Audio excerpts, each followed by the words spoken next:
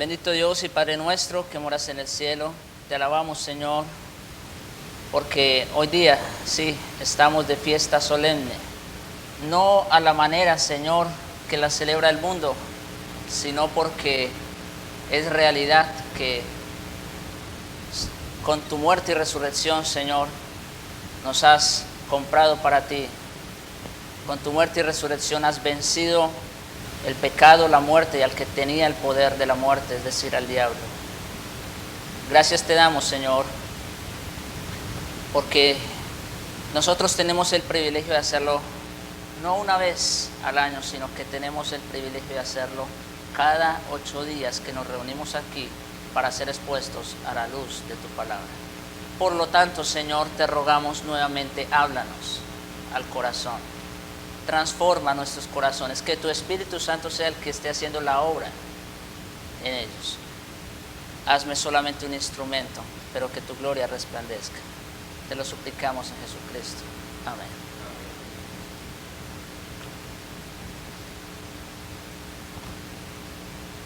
Bien, entonces,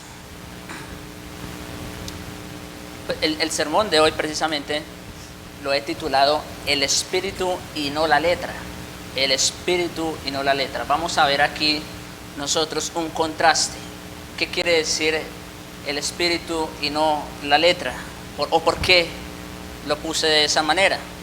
Bueno, como ustedes vieron en la lectura, de hecho solo leímos 3 de los 6 ejemplos que nuestro Señor utiliza para describir el espíritu de la ley. El Señor siempre empieza con la frase o similar a esta: oísteis que fue dicho por los antiguos, pero yo os digo, ¿verdad? Entonces, hoy, el día de hoy, vamos a echar un vistazo general a qué fue lo que el Señor quiso decir en todos esos ejemplos con esa famosa frase: oísteis que fue dicho, pero yo os digo. Ahora en el versículo 21 pasa a desarrollar la afirmación de los versículos anteriores, de los versículos 17 al 20, cuando el Señor habla de la ley. Ustedes recordarán los sermones anteriores. Cuando, si quieren, ahí estamos todos en el texto, en Mateo 5, dice allí, versículos 17 al 20, no penséis. Ahora, esto que voy a leer ahorita es importante para lo que voy a decir más adelante. Lo que voy a leer dice: no penséis que he venido para abrogar la ley o los profetas. No he venido para abrogar, sino para cumplir. Porque de cierto os digo que hasta que pasen el cielo y la tierra, ni una jota ni una tilde pasará de la ley hasta que todo se haya cumplido. El Señor Jesucristo no está para nada desmeritando la ley, no está para nada quitándole o restándole su importancia. Al contrario, la está exaltando y está apuntando hacia su cumplimiento. Versículo 19: de manera que cualquiera que quebrante uno de estos mandamientos muy pequeños y así enseña a los hombres, muy pequeño será llamado este será llamado grande en el reino de los cielos. Como ven, aquí el Señor Jesucristo está exaltando la obediencia a la ley de Dios. Versículo 20: porque os digo, con esto concluimos la vez pasada, ¿recuerdan? Porque os digo que si vuestra justicia no fuere mayor que la de los escribas y fariseos, no entraréis en el reino de los cielos. Y nosotros veíamos en aquella oportunidad en qué consistía la justicia de los escribas y fariseos, ¿no? Decíamos que su obediencia no era más que una obediencia externa, era una obediencia formalista, legalista. Ellos hacían depender la salvación por medio del cumplimiento de las obras. Pero ahora vamos a pasar a ver en qué consiste la justicia de Cristo, o vamos a decir, la justicia del reino de los cielos. Nosotros creemos que somos ahora ciudadanos del reino de los cielos. ¿En qué consiste la justicia de ese reino? Y eso es lo que vamos a pasar ahora a desarrollar. La relación del cristiano con la ley. En realidad, en un sentido, se puede decir que todo lo que queda de este sermón, del sermón del monte, no solo del sermón de hoy, sino del sermón del monte, de las palabras del Señor, desde el versículo 21 hasta el final del capítulo 7, no es sino una elaboración de esta proposición fundamental. ¿Cuál? Que nuestra justicia debe ser mayor que la de los escribas y fariseos si es que en verdad somos ciudadanos del reino de los cielos. Ese es el postulado general, si se puede decir, de todo el sermón del monte, de todo lo que estamos diciendo en esta serie. Que nuestra justicia ha de ser mayor que la de los escribas y fariseos si es que en verdad somos ciudadanos del reino de los cielos. Nuestro Señor hace eso en una forma sumamente interesante. En un sentido general se puede decir que en el resto del capítulo 5 lo hace en función de una exposición genuina de la ley frente a la exposición falsa de los escribas y fariseos. Por eso, como vamos a ver más adelante, la frase, oísteis que fue dicho, oísteis que fue dicho, porque el Señor va a poner aquí un contraste entre lo que es el verdadero espíritu de la ley y lo que enseñaban los escribas y fariseos. Su principal preocupación en el capítulo 6 es mostrar la verdadera naturaleza de la intimidad con Dios, también en ese caso en oposición contra la enseñanza y práctica farisaicas. Luego en el capítulo 7 muestra la verdadera justicia en cuanto a que se ve a sí mismo y a los demás, una vez más en contraste con lo que enseñaban los escribas y fariseos. En los versículos, volviendo estoy como digo contextualizando solamente. En los versículos 21 al 48 pues de Mateo capítulo 5, nuestro Señor se ocupa sobre todo en explicar el sentido genuino de la ley o el espíritu de la ley. Una cosa es lo que la ley dice o lo que podemos escuchar en sus palabras, pero otra cosa es lo que quiere decir, su significado. Y lo hace por medio de una serie de 6 afirmaciones concretas que vamos a examinar con sumo cuidado a lo largo de los siguientes sermones. La primera de ellas se halla en el versículo 21. Oísteis que fue dicho a los antiguos, no matarás, y cualquiera que mate será culpable de juicio. La siguiente está en el versículo 27, donde dice, oísteis que fue dicho, no cometerás adulterio. Luego en el versículo 31, también fue dicho, cualquiera que repudia a su mujer, dele carta de divorcio. La siguiente está en el versículo 33. Además, habéis oído que fue dicho a los antiguos, no perjurarás, sino cumplirás al Señor tus juramentos. Luego en el versículo 38 leemos, oísteis que fue dicho, ojo por ojo y diente por diente. Y por fin en el versículo 43 leemos, oísteis que fue dicho, amarás a tu prójimo y aborrecerás a tu enemigo. Estas 6 afirmaciones, como vamos a ver, no son más que ejemplos o ilustraciones de los principios que nuestro Señor quería dejar establecidos en este sermón.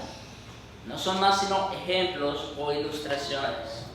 Es muy importante antes de examinar cada una de estas afirmaciones por separado que las estudiemos entonces en conjunto, porque si uno las examina se ve de inmediato que hay ciertos principios comunes en estas 6 afirmaciones o en estos 6 ejemplos. De hecho, no vacilaría en afirmar que nuestro Señor se preocupó más por estos principios comunes que por los detalles de cada una en particular.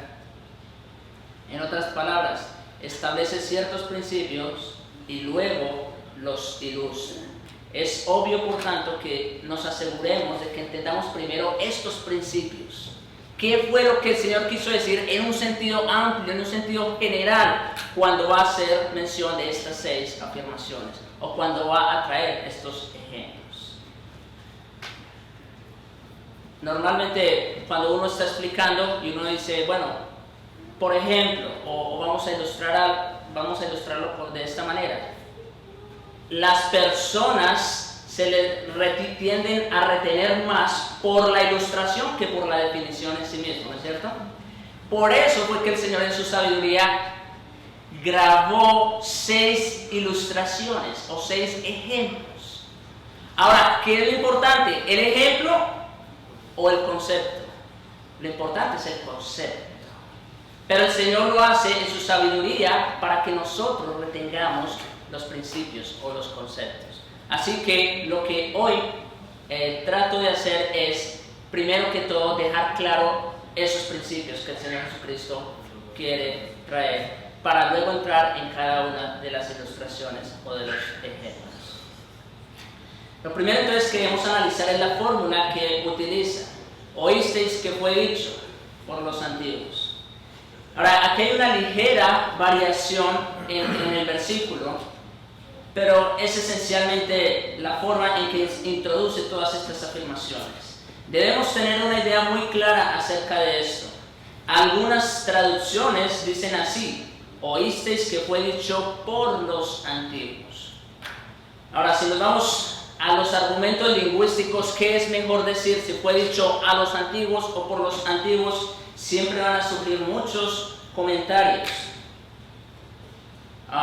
Y hay muchas divisiones respecto a eso, pero solo el examen del contexto, por tanto, nos puede ayudar a determinar con exactitud lo que nuestro Señor quiso decir. Así que, ¿cómo nosotros vamos a saber qué fue lo que el Señor quiso decir cuando dice oísteis que fue dicho? Bueno, pues vamos a examinar el contexto. Y la pregunta que salta aquí a primera vista es: ¿se refiere simplemente a la ley de Moisés o a la enseñanza de los escribas y fariseos? Esta pregunta es sumamente importante porque, como ustedes van a ver más adelante en los ejemplos, el Señor parece tomar cosas que estaban escritas en la ley de Moisés. Pero ahora el Señor trae estas palabras, ¿por qué? ¿Por lo que dice la ley de Moisés o por lo que enseñaban los escribas y fariseos respecto a la ley de Moisés? Esas son dos cosas diferentes, dos cosas distintas. Los que afirman que debe leerse a los antiguos, obviamente deben decir que se refiere a la ley de Moisés dada a los antepasados, mientras que los que prefieren el por dirían que se refiere a lo que enseñan los escribas y fariseos. Hay ciertas consideraciones que requieren casi por necesidad adoptar más el segundo punto de vista y sostener que lo que nuestro Señor hace en realidad en este pasaje es mostrar la verdadera enseñanza de la ley frente a las exigencias falsas de los escribas y fariseos. ¿Y cómo podemos llegar a esa conclusión? Bueno, en primer lugar, recuerden que una de las grandes características de su enseñanza fue el significado que le daban a la tradición. Siempre los escribas citaban a los antepasados. Esto hacía al escriba un escriba como tal. Era una autoridad respecto a lo que los antepasados habían dicho. Por tanto, creo que hay que interpretar estos versículos de esta manera. Acuérdense que el Señor acaba de decir en el versículo 20 que si nuestra justicia no fuera mayor o no superara la justicia de los escribas y fariseos, no entraríamos en el reino de los cielos. ¿Qué quiere decir o qué nos sugiere el contexto inmediatamente anterior? Que el Señor está hablando de una manera clara y específica acerca de este grupo de personas, ¿no es cierto? De los escribas y los fariseos. Por tanto, cuando el Señor dice, oísteis que fue dicho, no se está refiriendo meramente a la ley de Moisés, sino que se está refiriendo a las interpretaciones y enseñanzas que hacían los escribas y fariseos acerca de la ley. Además, nuestro Señor también acaba de decir que no vino a abrogar la ley, sino a cumplirla. ¿Recuerdan el párrafo que leí antes de empezar? El Señor dice, yo no he venido a abrogar, sino a cumplir. O sea que el Señor Jesucristo aquí no puede estar contradiciendo lo que dice la ley de Moisés, para nada. Vino a cumplirla. No solo eso, estaría contradiciendo esa ley dada por Dios mismo a través de Moisés. Es decir, si lo que dice aquí se está refiriendo a la ley de Moisés, el Señor Jesucristo se estaría contradiciendo con su enseñanza, con lo que Él acababa de decir, y además se estaría contradiciendo a la ley que su Padre le dio a Moisés en el Sinaí. Por eso podemos decir que no se refiere meramente a la ley de Moisés. De hecho, las palabras que emplea nuestro Señor solucionan la duda. Dice, oísteis que fue dicho por los antiguos. No dice, habéis leído la ley de Moisés, ni fue escrito y habéis leído. Normalmente cuando el Señor Jesucristo quería hacer referencia a la ley de Moisés o a lo que Moisés escribió o los profetas dieron, él siempre decía, habéis leído en la ley de Moisés o como está escrito en los profetas. ¿Recuerdan? Bueno, aquí no tenemos esa afirmación, simplemente dice, oísteis que fue dicho, y esto es muy significativo. Quizá la mejor manera de explicarlo es con una ilustración, precisamente. La situación de los judíos en tiempo de nuestro Señor era muy semejante a la de los católicos antes de la Reforma Protestante. Recuerden que en ese tiempo no se traducían las escrituras a otros idiomas, ¿verdad? Sino que se leían domingo tras domingo en latín, a gente que no entendía latín. Eso era algo interesante que estaba sucediendo antes de la Reforma. El resultado fue que para conocer la Biblia, la gente dependía por completo de los sacerdotes que se la leían y que pretendían explicársela.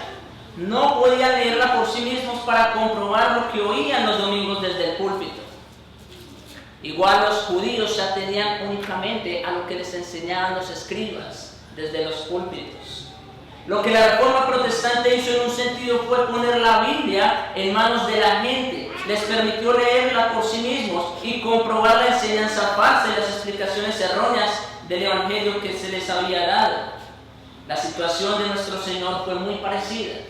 Los hijos de Israel, durante el cautiverio en Babilonia, habían olvidado la lengua hebrea. Esto es muy importante.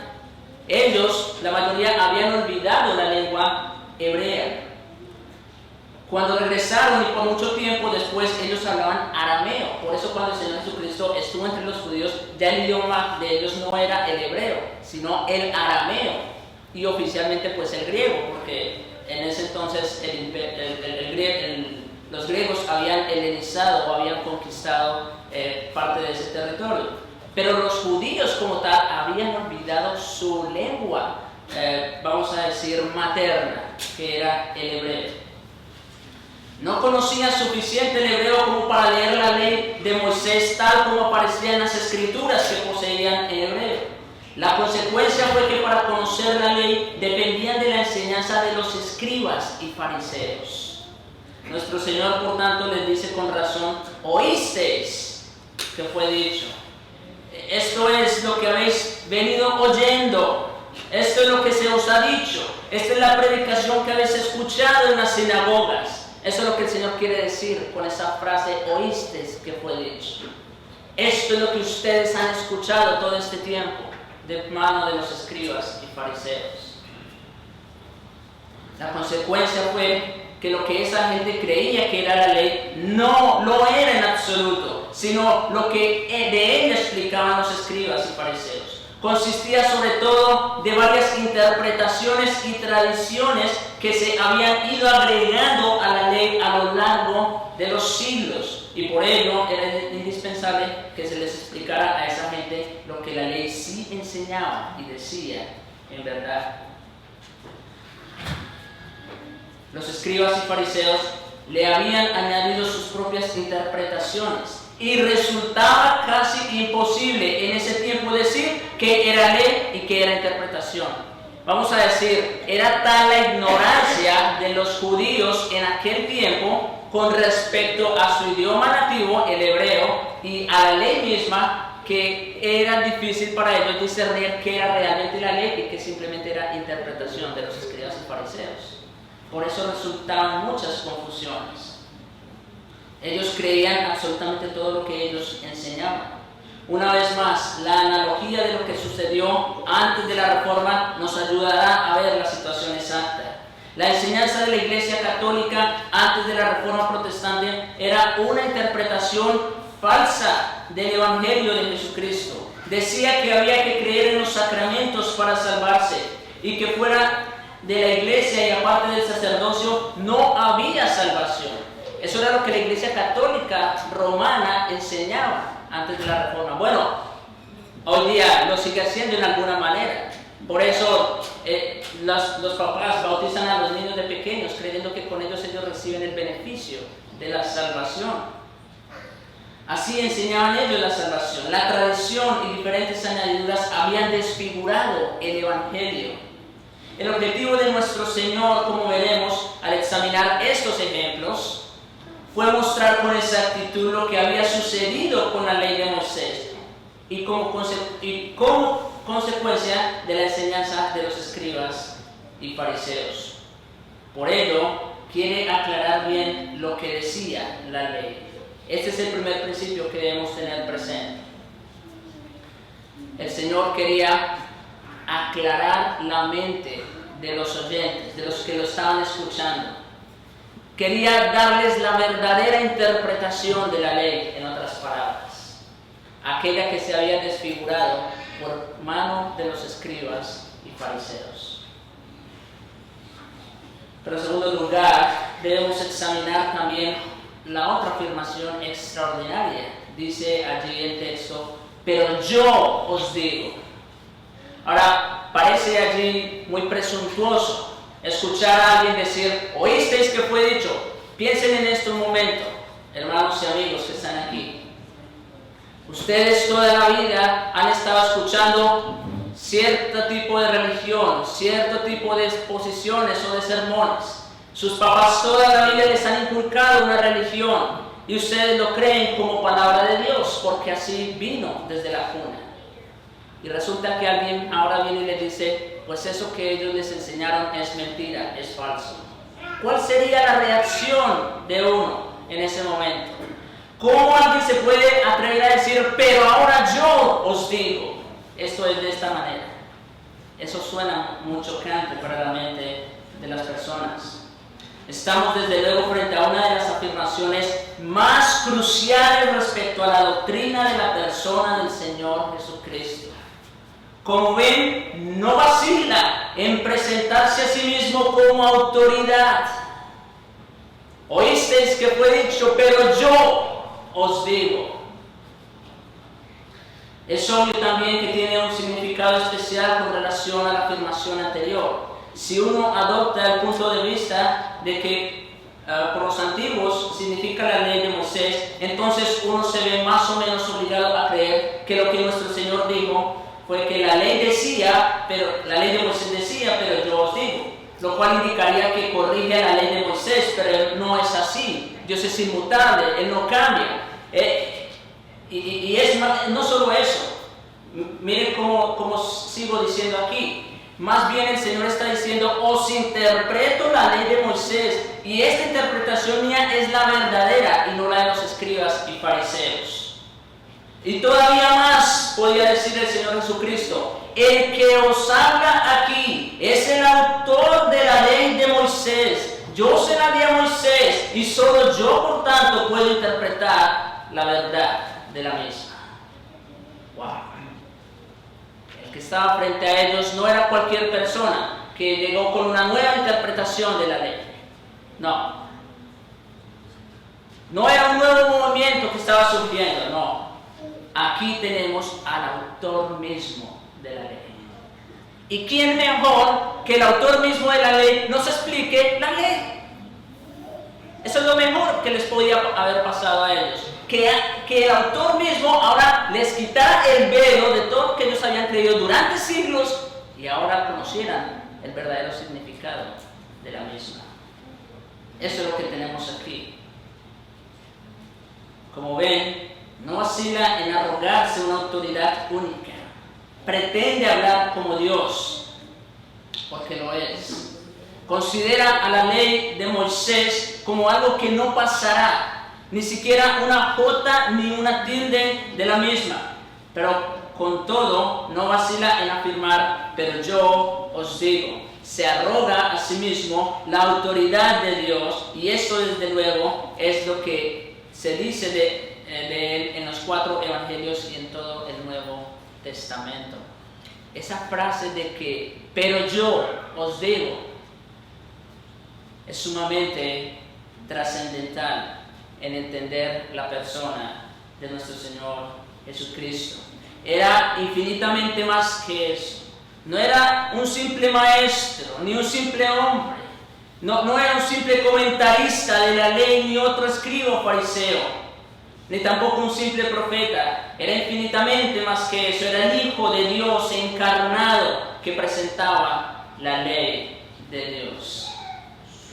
Piensen en esto. Cuando Dios entregó la ley al pueblo por medio de Moisés, sí, lo hizo Él, pero lo hizo utilizando un hombre común, un hombre de entre el pueblo. No era nadie más que los demás, era igualito a los demás hombres, pero lo hizo. Ahora, aquí tenemos que el Señor está dando la correcta interpretación de la ley, no por cualquier hombre, sino que Él mismo se bajó a darnos la verdadera y la correcta interpretación. Podríamos dedicar mucho tiempo a explicar esta expresión, pero confío en que lo veamos claramente de acuerdo a lo que se está diciendo y que el Espíritu Santo nos lo ayude a entender. Todo lo que tenemos en el Sermón del Monte debe aceptarse como procedente del Hijo de Dios mismo. Por esto nos hallamos frente a este hecho estupendo de que en este mundo temporal el mismo Hijo de Dios ha estado entre nosotros, y aunque vino a semejanza de carne de pecado, habla sin embargo con esa autoridad divina en cada una de sus palabras, y por lo tanto es de importancia crucial para nosotros.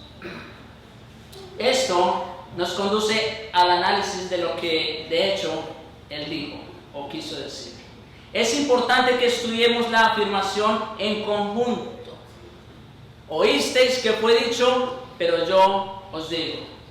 Debemos estudiarla primero en conjunto.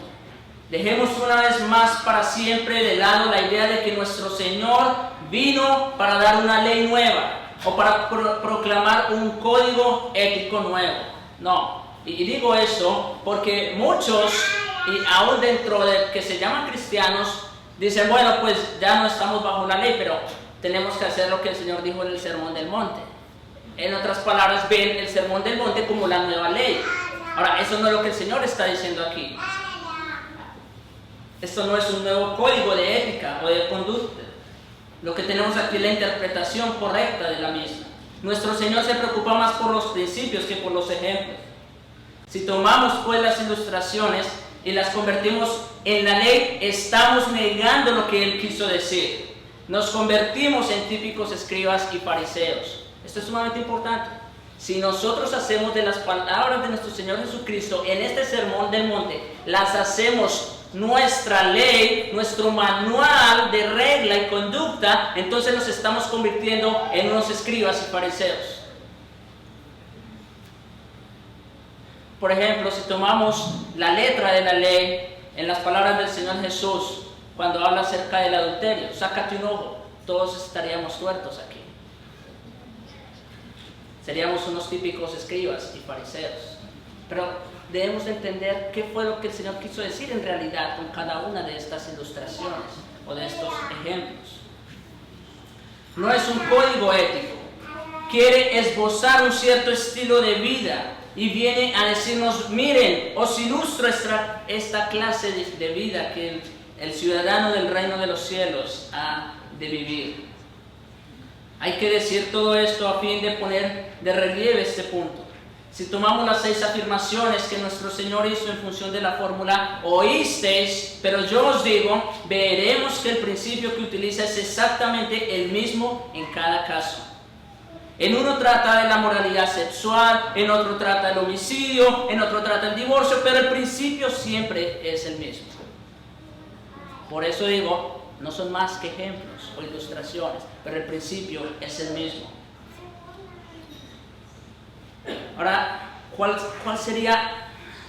es ese principio común que se encuentra en los 6 ejemplos? Bueno, en pocas palabras sería de esta manera.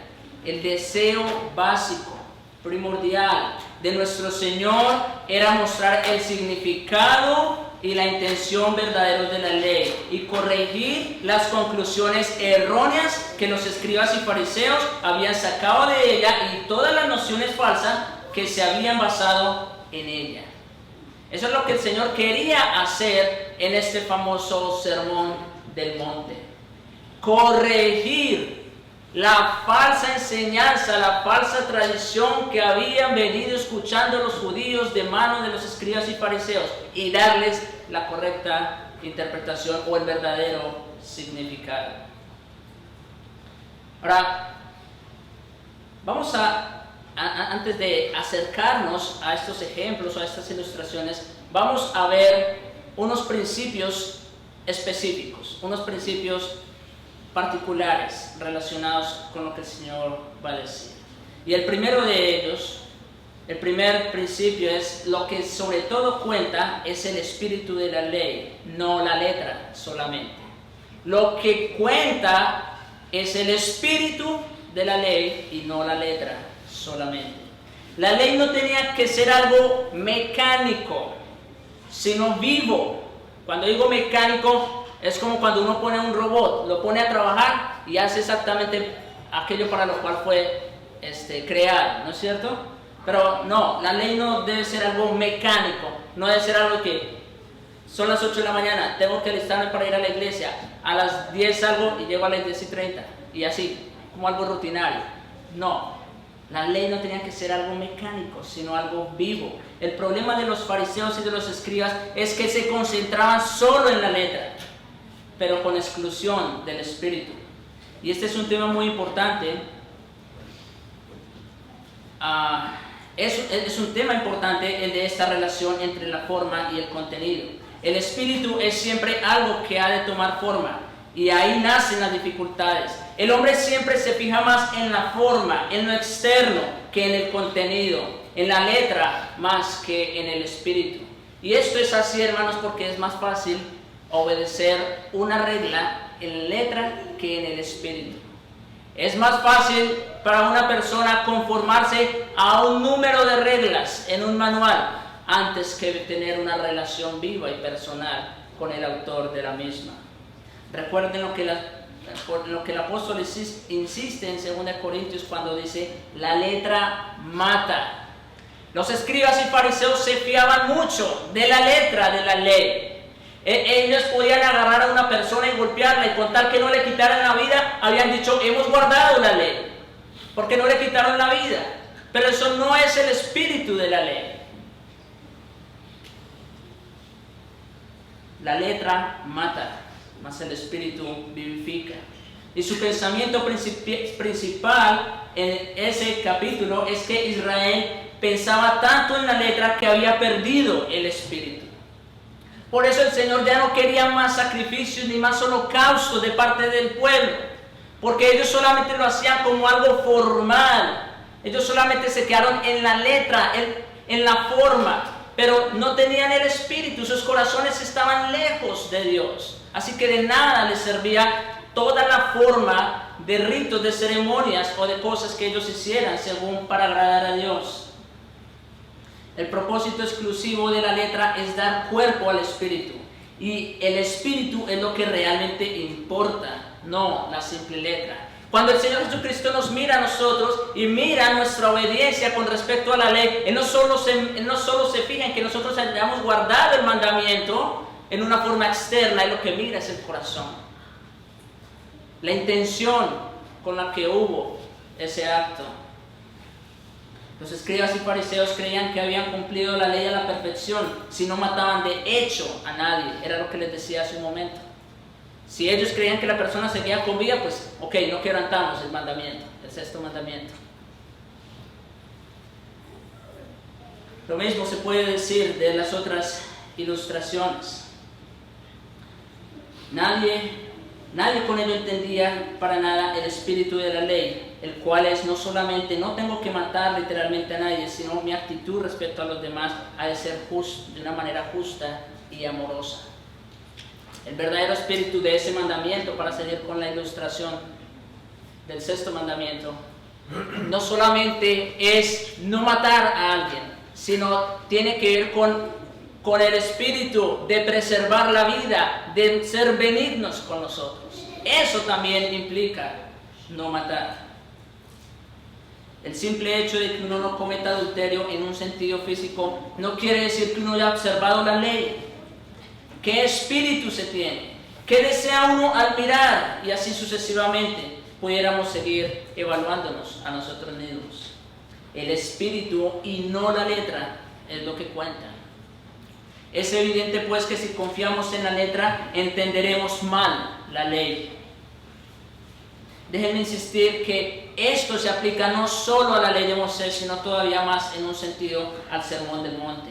Hay quienes hoy día tienen una idea tal del sermón que desvirtúa su espíritu. Personas que intentan cumplir al dedillo cada detalle de las palabras de nuestro Señor en este sermón, pasando por alto los principios generales que Él mismo establece, cayendo en el mismo error de los escribas y fariseos. No, hermanos. Estas palabras del Señor Jesús no están aquí para que nosotros tomemos y las pongamos en la pared y decir, estamos cumpliendo esto. No. ¿Qué fue lo que el Señor quiso decir? ¿Cuál fue la enseñanza principal? Eso es lo que realmente importa, el espíritu y no la letra. En segundo lugar, un segundo principio, que no es sino otra forma de expresar lo mismo que el primero, es la conformidad a la ley. No hay que considerarla solo en función de hechos. Los pensamientos, motivos y deseos son igualmente importantes. La ley de Dios se ocupa tanto de lo que conduce a los hechos como de los hechos mismos. Esto no quiere decir, claro está, que los hechos no importan. Quiere decir bien claramente que no importan solamente los hechos, sino también las motivaciones. Una persona en lo externo pudiera parecer alguien que cumple la ley, pero si sus motivaciones son equivocadas, para nada sirve eso que hace.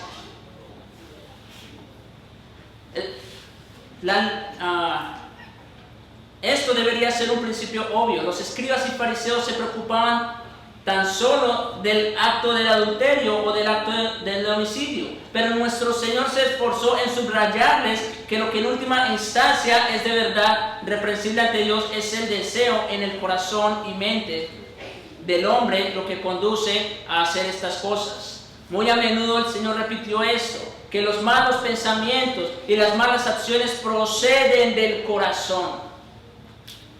Otra vez, el Señor no mira solo las acciones, el Señor mira nuestros corazones. Aun cuando hagamos cosas buenas en apariencia, el Señor podría juzgarnos por eso, por nuestras motivaciones. Por esto no hay que pensar en la ley de Dios y en agradar a Dios solo en función de lo que hacemos o dejamos de hacer. Es la actitud interna lo que Dios tiene siempre en cuenta. El Señor mismo nos lo dice en Lucas 16:15. Vosotros sois los que os justificáis a vosotros mismos delante de los hombres. ¿Por qué? Por las acciones, por lo que hacían. Mas Dios conoce vuestros corazones, porque lo que los hombres tienen por sublime delante de Dios es abominación. Fue la misma conclusión a la que llegó Pablo en Filipenses 3. Que todo aquello que para él era ganancia, siendo él un fariseo, siendo él un experto, un doctor de la ley, todo aquello que él consideraba ganancia, ahora él lo estima como pérdida y como basura por amor de Jesucristo. Así que la conformidad de la ley no hay que considerarla solo en función de hechos, sino que hay que ver las motivaciones. En tercer lugar, el tercer principio que podemos formular aquí es que hay que pensar en la ley no solo en forma negativa, sino también en forma positiva. El propósito último de la ley no es solo impedir que hagamos ciertas cosas que son malas. Su verdadero objetivo es guiarnos en forma positiva, no solo para que hagamos lo que es bueno, sino también para amarlo. Uno no solamente debe estar contento con decir, oh, yo no he matado, yo no he robado, yo no he adulterado. No, sino que también la ley tiene un sentido positivo. ¿Qué hice yo para hacer el bien a mi hermano? Para evitar que sufriera. Volvemos a estar de frente a algo que se ve con claridad en las 6 ilustraciones. todo el concepto judío de la ley era negativo. No debo cometer adulterio, no debo cometer homicidio, y así sucesivamente se la pasaban ellos evaluándose. Y si nos evaluamos de esa manera, pues muchos aquí también caerían en una justicia falsa o equivocada. No se trata de evaluarnos de esa manera. Nuestro Señor siempre subraya lo que Dios quiere que amemos, y eso es la justicia, la santidad. Por eso cuando hablamos del creyente y su proceso de santificación, tenemos que ver principalmente como algo positivo. El creyente va creciendo. Y cuando una persona se ve a sí misma, hablando de un creyente, no debe ver qué fue lo que ya no hice, sino debe ver qué es lo que estoy haciendo para ir creciendo en esa santificación. Miqueas 6:8 nos dice: oh hombre, Él te ha declarado lo que es bueno, y qué pide Jehová de ti: solamente hacer justicia, amar misericordia y humillarse ante tu Dios. Toda la ley, podría decirse también, se resumiría aquí en estas pocas palabras. ¿Qué pide el Señor de nosotros? Hacer justicia, amar misericordia y humillarse ante Dios. Deberíamos tener hambre y sed de justicia, no solo de tratar de evitar lo malo en una forma negativa. Por desgracia, sin embargo, todavía hay quienes piensan en la santidad en ese sentido puramente mecánico. No hice esto hoy, no hice esto aquello hoy, entonces estoy bien y me voy a dormir. Piensan que con tal que no hayan sido reos de la embriaguez, del juego, del baile, del teatro, todo entonces va bien. Su actitud es puramente negativa. No parece importar que uno sea envidioso, celoso o rencoroso. Hay cosas o hay pecados que para nosotros no parecen ser tan grandes o tan graves como otros. Y tanto así que ni siquiera nosotros mismos los detectamos. Y por eso tenemos que clamar como el salmista: líbrame de los que me son ocultos. Porque hay muchos pecados en nosotros que ni siquiera nosotros mismos podemos ver. No. El hecho de que esté uno lleno de orgullo parece no importar, con tal de que uno no haga ciertas cosas. Ese fue el problema de los escribas y fariseos, quienes pervirtieron la ley de Dios al considerarla como algo puramente negativo. El cuarto principio es que el propósito de la ley, tal como Cristo lo propone, no es mantenernos en un estado de obediencia a normas opresoras, sino fomentar el libre desarrollo de nuestra vida espiritual.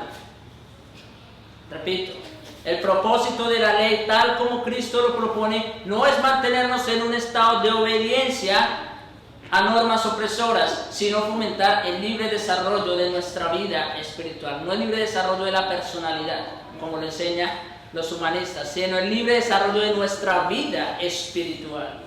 Esto es de importancia vital. No debemos pensar en la vida santa, en el camino de la santificación, como algo áspero o gravoso que nos coloca en un estado de servidumbre. Por eso ustedes conocerán a personas que se reúnen en muchos lugares llamados iglesias, donde se sienten cargados con una carga sumamente pesada que ellos mismos no pueden llevar. ¿Y por qué? Porque ellos han sido puestos bajo normas y leyes opresoras.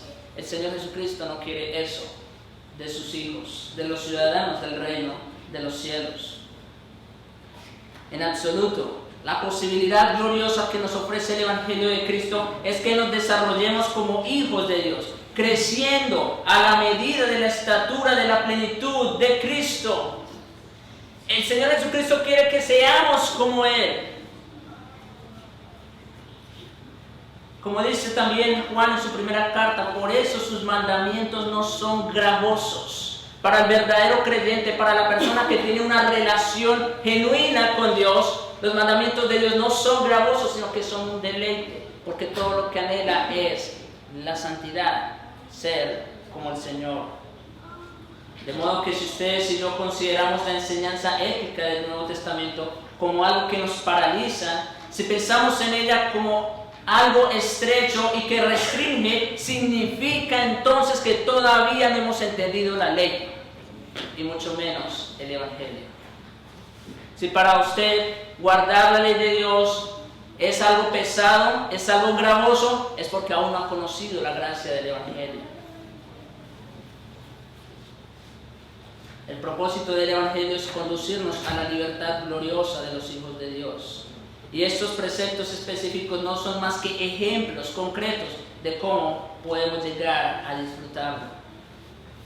En quinto lugar, como último principio, esto a su vez nos conduce al hecho de que la ley de Dios y todas estas instrucciones éticas de la Biblia nunca deben considerarse como un fin en sí mismas.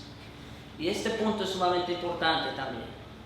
La ley de Dios y todas estas instrucciones éticas en el Sermón del Monte no deben considerarse como un fin en sí mismos. ¿Qué quiere decir? Bueno, nunca debemos pensar en ellas como algo con lo que tenemos que tratar de conformarnos. Como les he dicho otras veces, no se trata de agarrar estas palabras y ponerles check si estamos cumpliendo. No se trata de eso. El objetivo último de todas estas enseñanzas es que ustedes y yo podamos llegar a conocer a Dios. Eso era lo que le faltaba a los escribas y a los fariseos. Eso era lo que le faltaba a los judíos de la época. Ahora bien, ustedes, estos escribas y fariseos, y el apóstol Pablo dice que también lo que él era antes de convertirse, pusieron, por así decirlo, los 10 mandamientos y la ley moral en un marco y lo colgaban en la pared. Ellos hacían eso. Ellos sí ponían los 10 mandamientos y ellos sí día a día se iban checando a la luz de esos mandamientos, pero solo en una forma negativa. Y decían, hoy no maté, check. No cometí adulterio, check. No robé a nadie, check. Y así sucesivamente. Pero solamente como algo mecánico. Y como digo, solamente en un sentido negativo. Pero ellos no vieron qué tanto mal pudieron haberle causado a una persona, matándolo en un sentido emocional.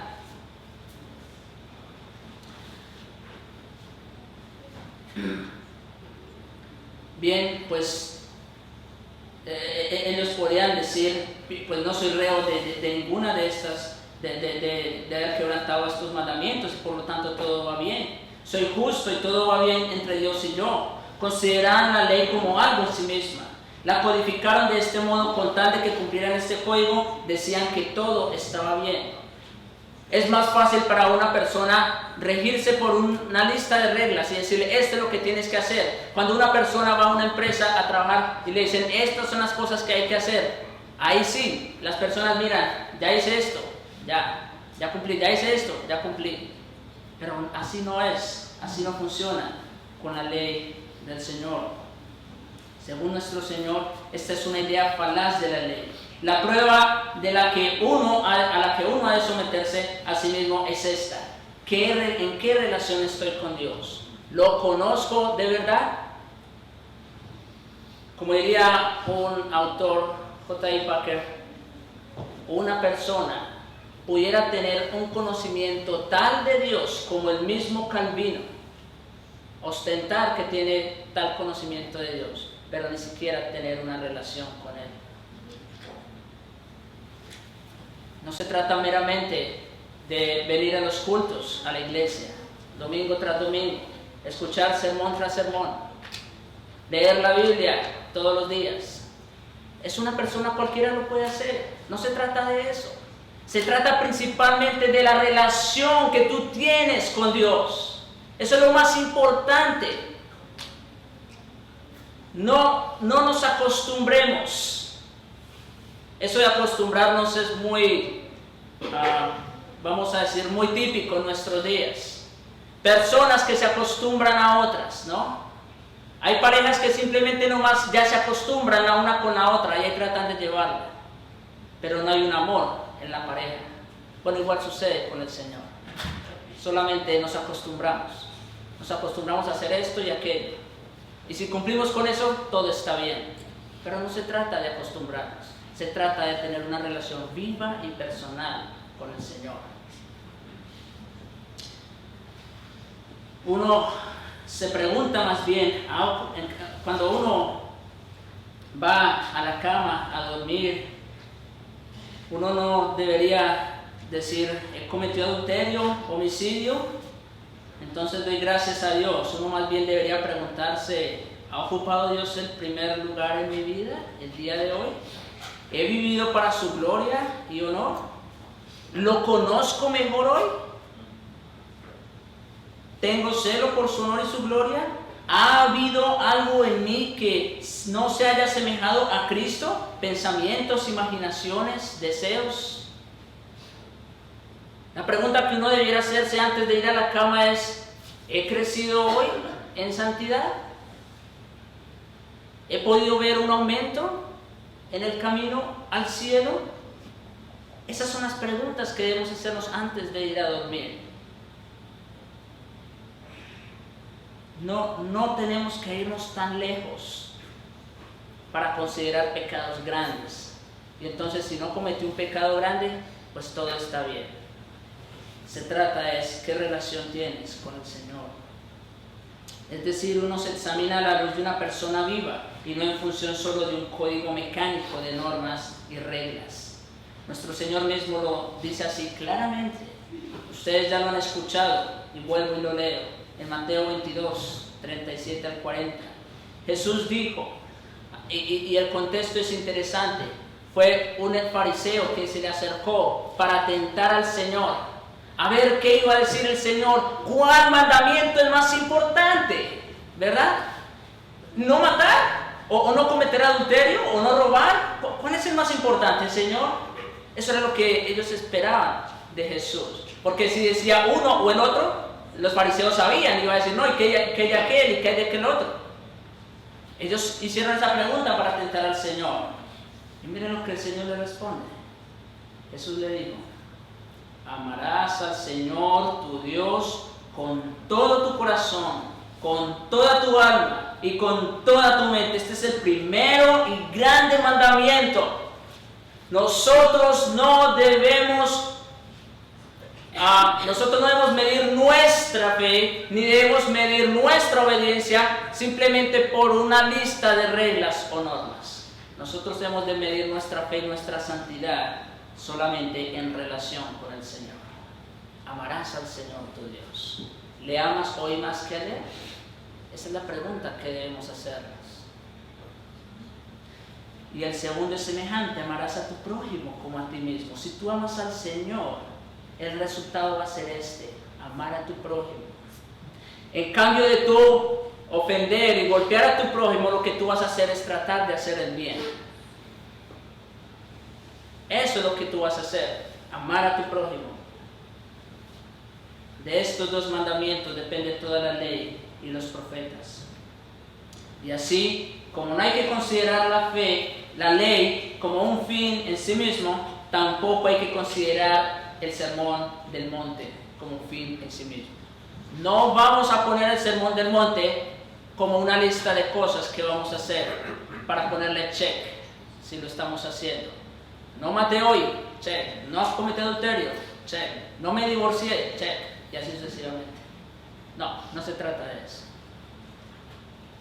Son simplemente instrumentos que tienen como fin conducirnos a esa relación auténtica y viva con Dios. Debemos tener siempre cuidado, pues, de que no hagamos con el sermón del monte lo que los escribas y fariseos hicieron con la antigua ley moral. Estos 6 ejemplos que veremos que nuestro Señor escogió no son sino ilustraciones de estos principios que hemos visto el día de hoy.